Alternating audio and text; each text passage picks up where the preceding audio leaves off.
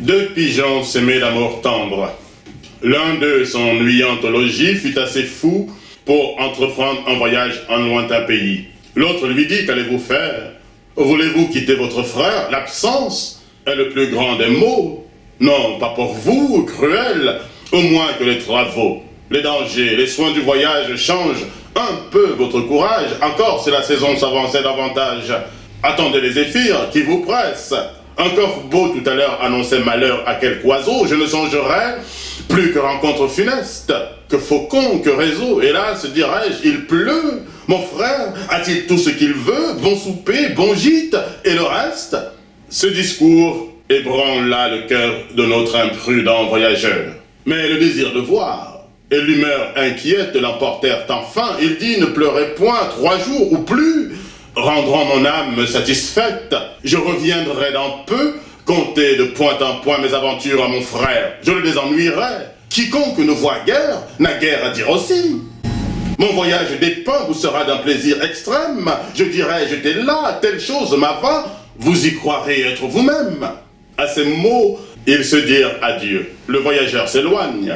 Et voilà qu'un nuage l'oblige de chercher refuge en quelques lieux. Un seul arbre s'offrit, tel encore que l'orage maltraita le pigeon en dépit du feuillage. L'air devenu serein, il part, tout morfondu, sèche du mieux qu'il peut son corps chargé de pluie. Dans un champ à l'écart, il voit du blé répandu, voit un pigeon au près. Ça lui donne envie, il y vole, il est pris.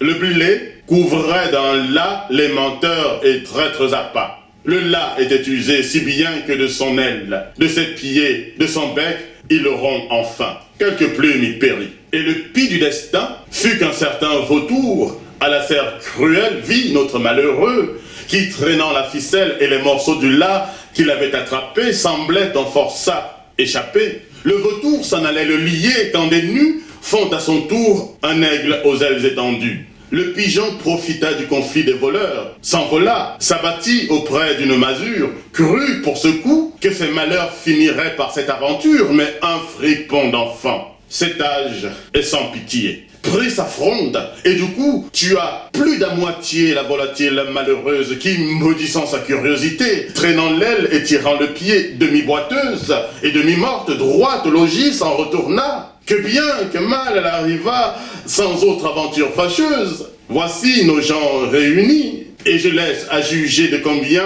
ils payèrent leur plaisir. Amant, heureux amant, voulez-vous voyager? Que ce soit aux rives prochaines, soyez-vous l'un à l'autre un monde, toujours beau, toujours nouveau. Tenez-vous lieu de tout, comptez pour rien le reste.